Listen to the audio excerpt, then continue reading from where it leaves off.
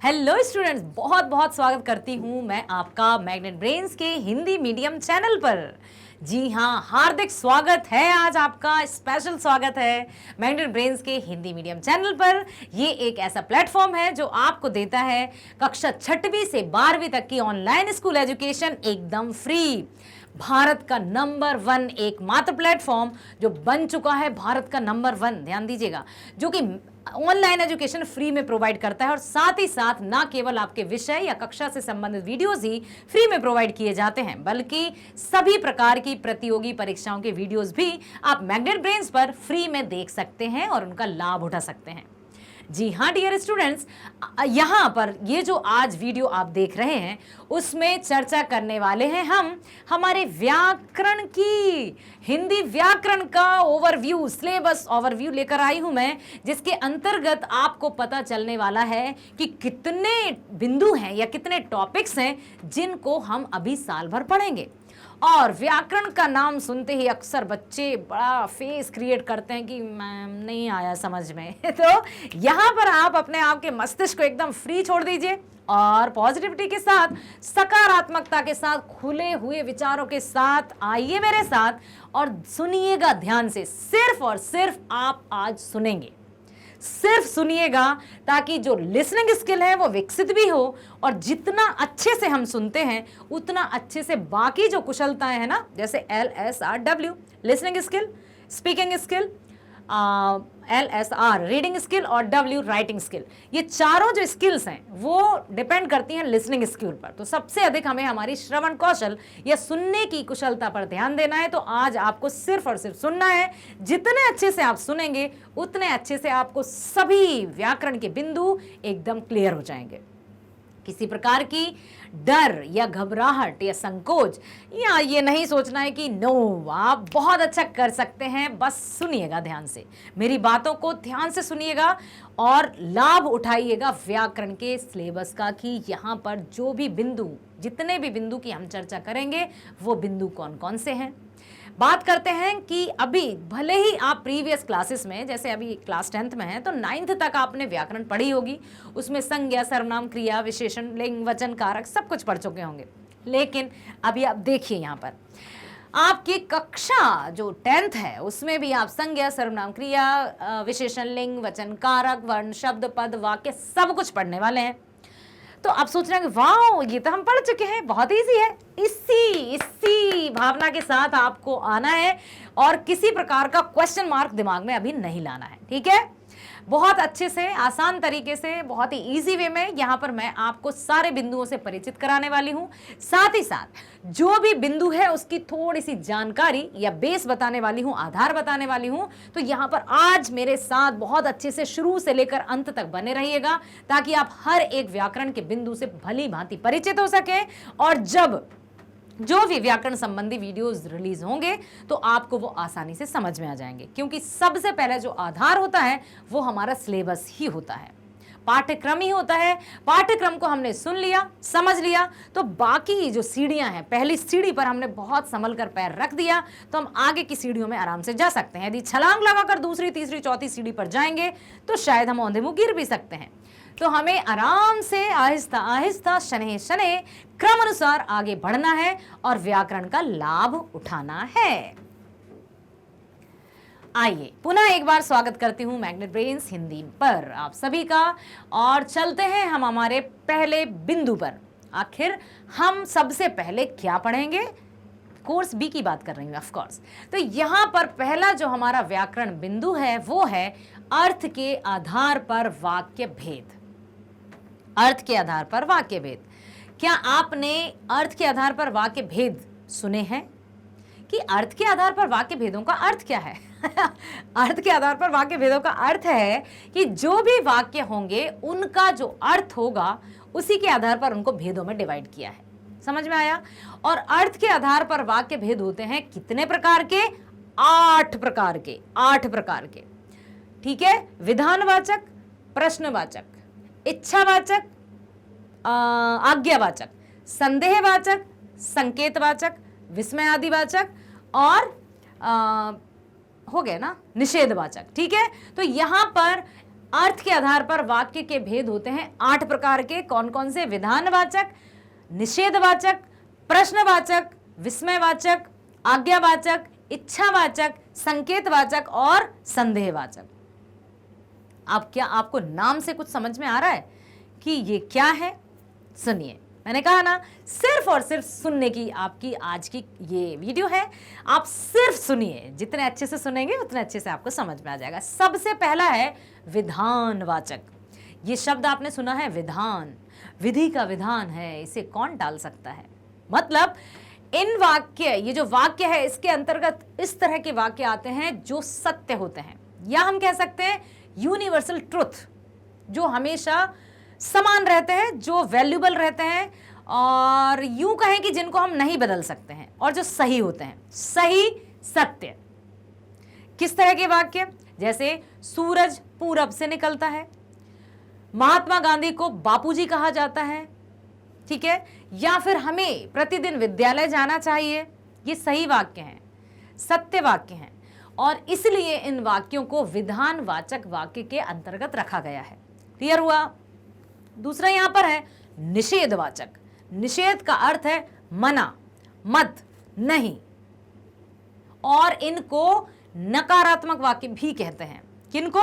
निषेधवाचक वाक्यों को नकारात्मक वाक्य भी कहा जाता है, क्योंकि इनकी जो पहचान है वो नहीं, मत या ना, मना करने से है। निषेधवाचक, जैसे कि तुम बाहर मत जाओ, कक्षा में शोर मत करो। तो जहां नहीं हो या हमें शोर नहीं करना चाहिए, तो जहां पर नहीं, मत या मना जैसे वाक्य आएंगे उसको हम निषेधवाचक के अंतर्गत रखेंगे, और इनको नकारात्मक वाक्य भी कहा जाता है। क्लियर? हमारा अगला वाक्य है प्रश्नवाचक। प्रश्नवाचक तो एकदम सिंपल है कि जब हम किसी से प्रश्न पूछते हैं, प्रश्नवाचक चिन्ह जहां लगा रहेगा उसको हम प्रश्नवाचक वाक्यों के अंतर्गत लाएंगे। जैसे मैं आपसे कहूं कि आपका नाम क्या है? प्रश्नवाचक। आप कहाँ जा रहे हैं? आप कौन सी कक्षा में पढ़ते हैं? आप क्या पढ़ाते हैं? आप क्या पढ़ रहे हैं? तो जहां पर क्या, कौन, क्यों, इस तरह के प्रश्न आते हैं उनको प्रश्नवाचक वाक्य के अंतर्गत रखा जाता है। अगला लिखा है यहां पर विस्मय आदि वाचक। विस्मय आदि वाचक मीन्स आश्चर्य, अत्यधिक आश्चर्य, या यूं कहें कि आश्चर्य, हर्ष, शोक। जहां पर आपने देखा है ना, विस्मय आदि बोधक का चिन्ह भी आपको पता है। जिनमें यहां पर तो एकदम सिंपल रहेगा, निषेध में मना या नकारात्मक रहेगा, विस्मय आदि बोधक जो चिन्ह है वो इस तरह का रहता है, आपने देखा है। ठीक है, तो ये जो वाक्य हैं वो विस्मय आदि बोधक वाक्य के अंतर्गत आते हैं, जिनमें अत्यधिक आश्चर्य हो, हर्ष, बहुत अधिक खुशी हो, दुख भी हो। जैसे वाह क्या बात है, वाह के बाद विस्मय आदि बोधक चिन्ह लगता है, या फिर उफ ये क्या हुआ, या घृणा, छी वहां मत जाओ। ठीक है, अफसोस ये नहीं होना चाहिए था। तो जहां पर विस्मय आदि बोधक चिन्ह का प्रयोग हो वहां पर विस्मय आदि वाचक वाक्य होते हैं।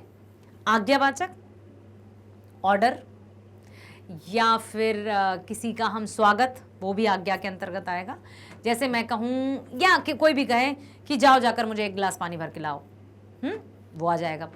आइए, पधारिए, ये भी आ जाएगा आज्ञावाचक के अंतर्गत। ठीक है, अब आता है इच्छावाचक। इच्छावाचक मतलब विश, शुभकामनाएं कि ईश्वर आपकी यात्रा सफल करें, आपकी यात्रा मंगलमय हो, दीर्घायु भव, शुभकामनाएं, या फिर दिवाली की हार्दिक शुभकामनाएं, ईद की हार्दिक बधाई। तो इस तरह से यहाँ पर विशेष जो रहती हैं वो इच्छावाचक के अंतर्गत आती हैं। संकेतवाचक को शर्तवाचक भी कहा जाता है। कैसे? कि जो संकेतवाचक है उसको शर्तवाचक कि यदि ये होगा तभी वो होगा। जैसे मिश्र वाक्य याद कीजिए, सरल, आपने रचना के आधार पर वाक्य सुना है, सरल, संयुक्त और मिश्र होते हैं, जिसमें यदि, जैसे कि यदि हम मेहनत करेंगे तो सफल जरूर हो जाएंगे। वहाँ यदि हम वहाँ गए तो शायद ऐसा कार्य हो सकता है, यदि हम वहाँ नहीं गए तो कार्य नहीं हो सकता। मतलब जो शर्त है कि यदि ये होगा तभी ये होगा, तो उनको हम क्या कहते हैं? संकेतवाचक। ठीक है, आता है संदेहवाचक। संदेह का अर्थ होता है डाउट, जहां पर कुछ संभावना हो, एकदम श्योरिटी ना हो कि ये हो ही जाएगा, संदेह हो कि हो सकता है आज बारिश हो। संभवतः हमारे प्रिंसिपल का नाम यही है। तो इस तरह से संदेह जहां हो कि शायद दरवाजे के पीछे कोई खड़ा है, तो संदेह मतलब जहां डाउट, जहां श्योरिटी ना हो, वहां पर संदेहवाचक। तो अर्थ के आधार पर वाक्य होते हैं हमारे 8 प्रकार के, और जिनकी अभी अभी हमने डिस्क्रिप्शन देखा है। आगे जो वीडियोस होंगे वो उसमें आपको और बहुत अच्छे से क्रिस्टल क्लियर हो जाएगा कि किस तरह से वाक्यों को हम देखकर पहचानेंगे, या वाक्य लिखे होंगे तो हम किस तरह से उनको नाम दे सकते हैं कि ये कौन सा वाक्य। प्रश्न किस तरह से आते हैं, या तो वाक्य आ जाता है, आपको बताना होता है कि ये कौन सा है, या फिर नाम आ जाता है और आपको लिखना होता है उसका उदाहरण। तो सबसे पहले देखिए, विधानवाचक, निषेधवाचक, प्रश्नवाचक, विस्मयवाचक, आज्ञावाचक, इच्छावाचक, संकेतवाचक और संदेहवाचक। ये हैं अर्थ के आधार पर वाक्य भेद। चलते हैं नेक्स्ट की तरफ कि और कौन सा टॉपिक है। आता है रचना के आधार पर वाक्य भेद। रचना के आधार पर वाक्य भेद होते हैं सिर्फ 3। इससे पहले आपने क्या देखा, अर्थ के आधार पर। अर्थ के आधार पर कितने भेद थे, 8, और रचना के आधार पर सिर्फ 3।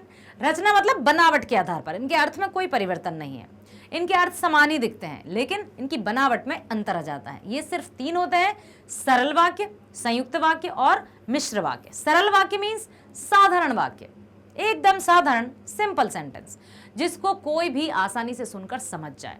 संयुक्त वाक्य मीन्स सरल वाक्यों से मिलकर जो वाक्य बनते हैं, जोड़कर, उनको संयुक्त वाक्य कहा जाता है। और जब जोड़े जाते हैं तो जोड़ने के लिए योजक शब्द या समुच्चय बोधकों का भी प्रयोग होता है। जैसे कौन कौन से योजक शब्द, और, एवं, तथा, किंतु, परंतु, लेकिन, क्योंकि। ये शब्द जो होते हैं वो आते हैं संयुक्त वाक्य के अंतर्गत। जैसे कि सरल वाक्य हम उदाहरण दें कि मैं लिख रहा हूं और गीता पढ़ रही है। सरल वाक्य में यदि हम देखें, मैं लिख रहा हूं पूर्ण विराम एक वाक्य है, गीता पढ़ रही है पूर्ण विराम, दोनों अपने आप में स्वतंत्र वाक्य हैं। सरल वाक्य मतलब स्वतंत्र वाक्य जिनमें अपनी सत्ता हो, ठीक है, वो किसी के गुलाम नहीं है, किसी पर डिपेंडेंट नहीं है। तो सरल वाक्य मतलब जो अपने आप में स्वतंत्र हो। तो 2 स्वतंत्र या सरल वाक्यों को जोड़कर जो वाक्य बनता है वो संयुक्त वाक्य कहलाता है। जैसे मैं पढ़ रहा हूं और गीता लिख रही है, या मैं लिख रहा हूं और गीता पढ़ रही है, तो क्या लगा है, और। मैं आज विद्यालय नहीं गया क्योंकि मुझे बुखार था, क्योंकि जोड़ा है, मैं आज विद्यालय नहीं गया, अपने आप में एक पूर्ण वाक्य है, स्वतंत्र वाक्य, पूर्ण विराम लगा सकते हैं। मुझे आज बुखार है, ये भी अपने आप में पूर्ण विराम है। तो संयुक्त वाक्य को तोड़ेंगे तो सरल वाक्य बन जाते हैं, सरल वाक्यों को जोड़ेंगे तो संयुक्त वाक्य बन जाते हैं। क्लियर हुआ, क्लियर है। चले तीसरे पर। तीसरा है हमारा मिश्र।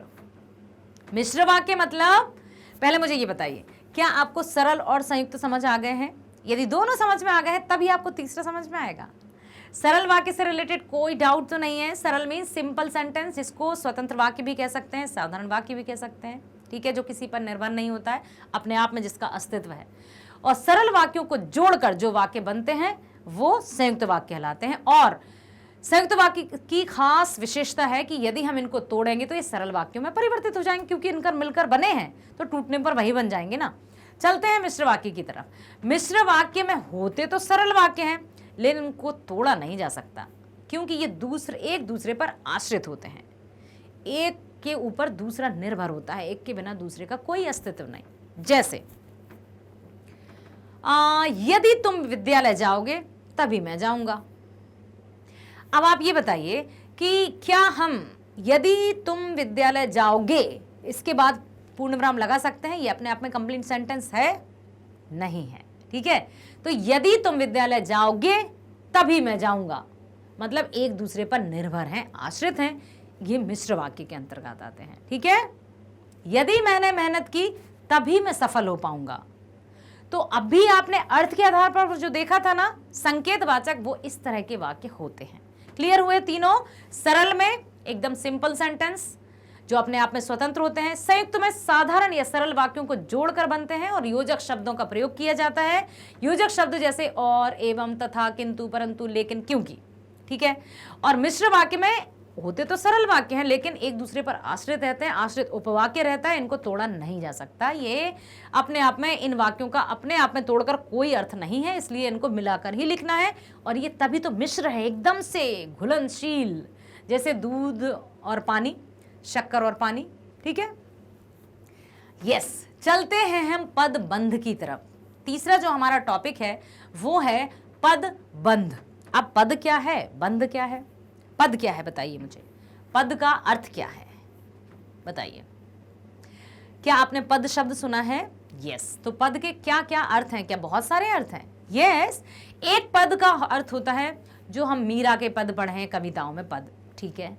और चरण कमल बंदव हरिराई, भगवान के पद, चरण पादुकाएं, पद मीन्स पैर भी होते हैं। और पद मीन्स ओहदा, कि किस पद पर हैं आप, कौन से पद पर आसीन हैं आप, ये भी है। लेकिन यहां पर जो पद बंध की हम बात कर रहे हैं, सुनिए ध्यान से। शब्द, कोई भी शब्द जब तक अकेला है वो शब्द कहलाता है। यदि वही शब्द वाक्य में प्रयोग होता है, यदि किसी वाक्य के अंदर कोई शब्द है तो उसको पद कहते हैं। और जितने भी पद आपस में बंधे हुए होते हैं, जिनसे वाक्य का निर्माण होता है, उनको पदबंध कहा जाता है। तो पदबंध का अर्थ समझ गए, शब्दों से वाक्यों का निर्माण।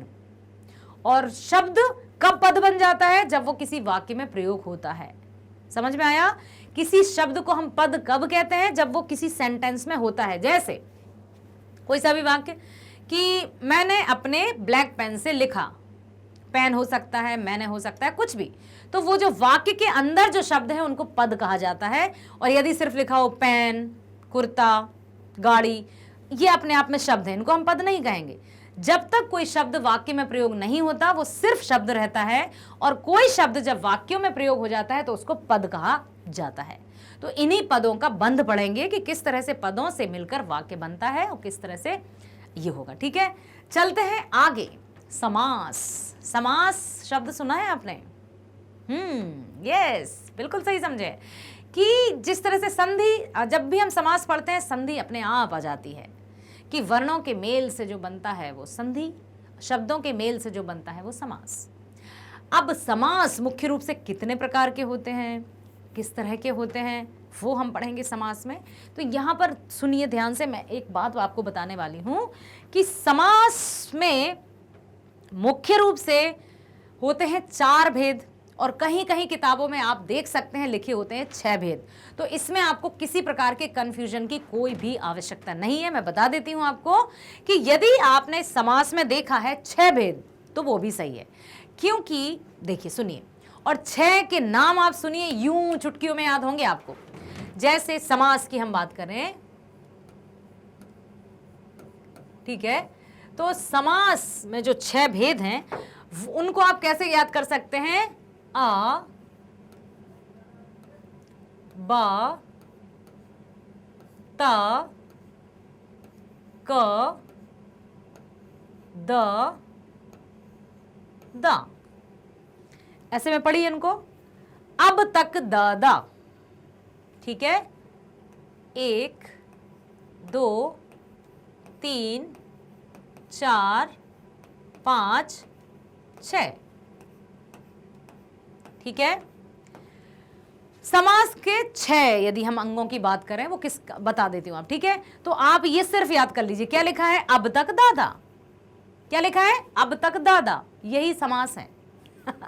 सुनिए, आ से आ जाएगा आपका अव्ययी भाव समास, बा से आ जाएगा आपका बहुब्रीहि समास, ता से आ जाएगा तत्पुरुष समास, का से आ जाएगा कर्मधारय समास, दा से आ जाएगा द्विगु समास, और दा से आ जाएगा द्वंद्व समास। अब तक दादा, सिर्फ ये 6 अक्षर याद रखिए, 6 वर्ण याद रखिए। जब आपको स्टार्टिंग के अक्षर याद रहेंगे तो आपको समास का नाम भी याद रहेगा ही रहेगा। तो समास कितने प्रकार के होते हैं? 6। कौन कौन से? अब तक दादा। ठीक है, तो अब तक दादा में अव्ययी भाव समास। अब हम यहां नहीं देख रहे हैं। आ से अव्ययी भाव, बा से बहुब्रीहि, ता से तत्पुरुष, का से कर्मधारय, दा से द्विगु और दा से द्वंद्व। ये है 6 समास। ठीक है, द्विगु, द्वंद्व और कर्मधारय। अब हम चलते हैं कि पहले मुझे ये बताइए, क्या आपको अब तक दादा जो है लगा आपको? अब मुझे बताइए, यहां पर थोड़ा सा और आगे ले जाऊं ताकि आपको समास के नाम ही ना दिखें। अब बताइए यहां पर क्या है? आ से अव्ययी, ठीक है, अव्ययी भाव।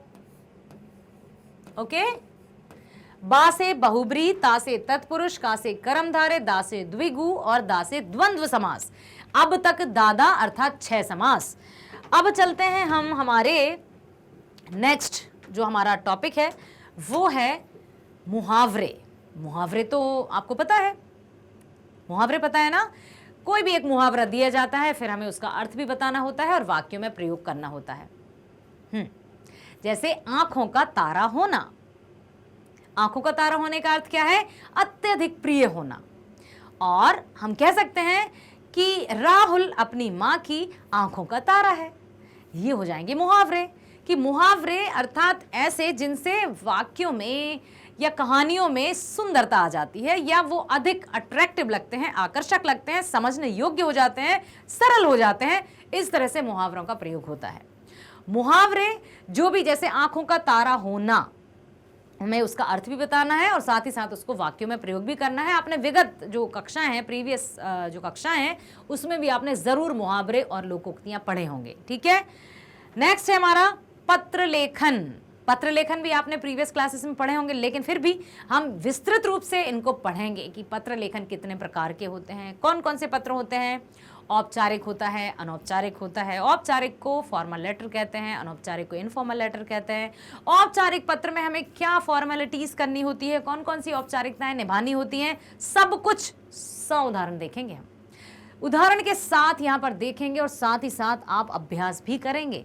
तो पहले हम जो सिलेबस है उसको ध्यान से देखते हैं, ताकि हमें हर एक बिंदु यहाँ पर रहे कि हाँ, हमारे कोर्स में ये टॉपिक्स हैं और हमें इनकी तैयारी करनी है। ठीक है, फिर चलते हैं हम अनुच्छेद लेखन। अनुच्छेद आर्टिकल या पैराग्राफ राइटिंग अंग्रेजी में कहें हम। तो जो निबंध लेखन, यदि आपने प्रीवियस क्लास, बिल्कुल आपने निबंध लेखन सुना ही है, तो निबंध लेखन का जो छोटा रूप है वही अनुच्छेद लेखन है। जिस तरह से हम निबंध लिखते थे उनमें हम संकेत बिंदुओं का पालन करते थे, ठीक उसी प्रकार से हमें अनुच्छेद लेखन में भी संकेत बिंदुओं का पालन करते हुए कुछ शब्द सीमा के अंतर्गत इनको लिखना होता है और पूर्ण करना होता है। ठीक है, अनुच्छेद लेखन में मतलब 100 से 150 शब्द या 120 से 150 शब्द सीमा रहती है, जबकि निबंध में 200 से 250 रहती थी। निबंध आता था 10 नंबर का और अनुच्छेद लेखन आता है 5 नंबर का। है वही प्रक्रिया, बस हमें शॉर्ट करके और बड़ी ही बुद्धिमत्ता के साथ संकेत बिंदुओं का प्रयोग करते हुए अनुच्छेद लेखन लिखना होता है। क्लियर? नेक्स्ट है हमारा विज्ञापन लेखन। विज्ञापन, विशेष ज्ञापन, विशेष जानकारी, जिसके दौरान एक हमें अट्रैक्टिव तरीके का, एक आकर्षक अपनी भाषा से, चित्र के माध्यम से कुछ ऐसा निर्मित करना होता है जिससे दर्शक, सुनने वाले, देखने वाले सब आकर्षित हो जाएं। टीवी में कितने सारे ऐड देखे होंगे आपने। ये है पतंजलि टूथपेस्ट, या किसी का भी नाम लें हम, ठीक है, जो दांतों को भी चमकाए, मुंह की दुर्गंध भी निकाले। ठीक है, हो गया। उसके बाद फिर आ जाता है माउथ फ्रेशनर।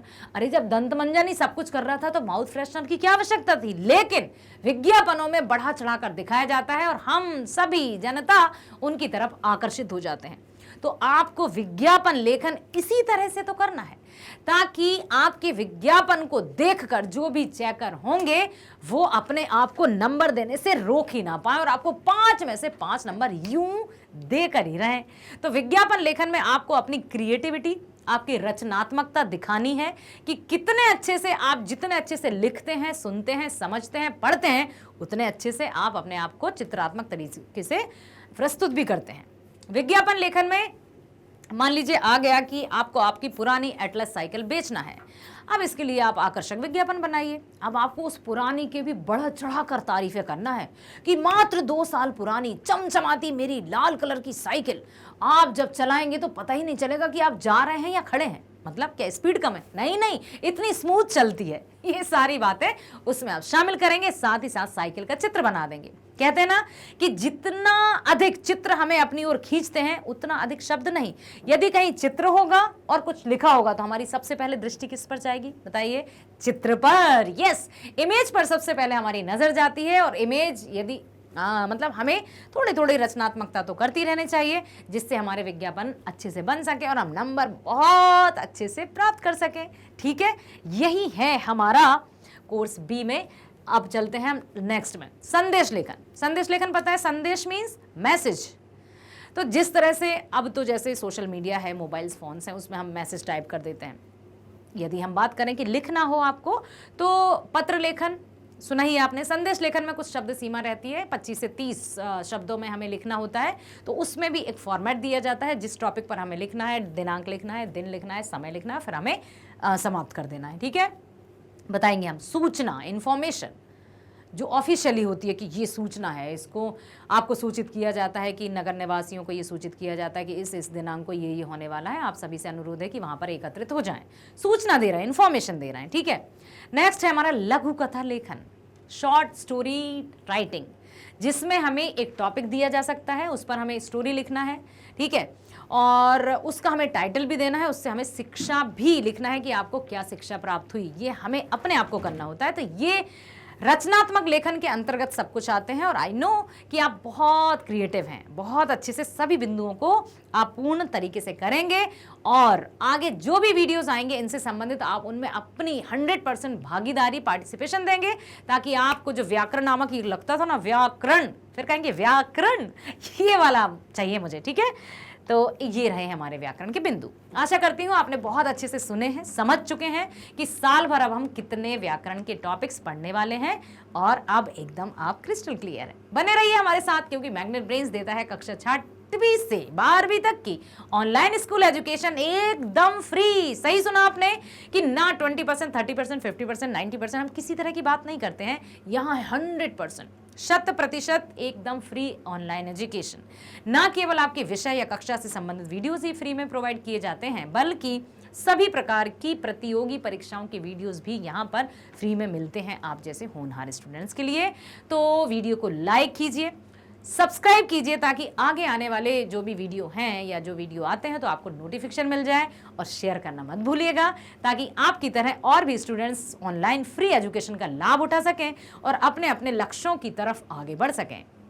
क्योंकि मैग्नेट ब्रेन्स का एकमात्र लक्ष्य है आप सभी को अपने अपने लक्ष्यों तक पहुंचाना। मिलते हैं नेक्स्ट वीडियो में। स्वस्थ रहिए, खुश रहिए, bye bye. Thank you so much.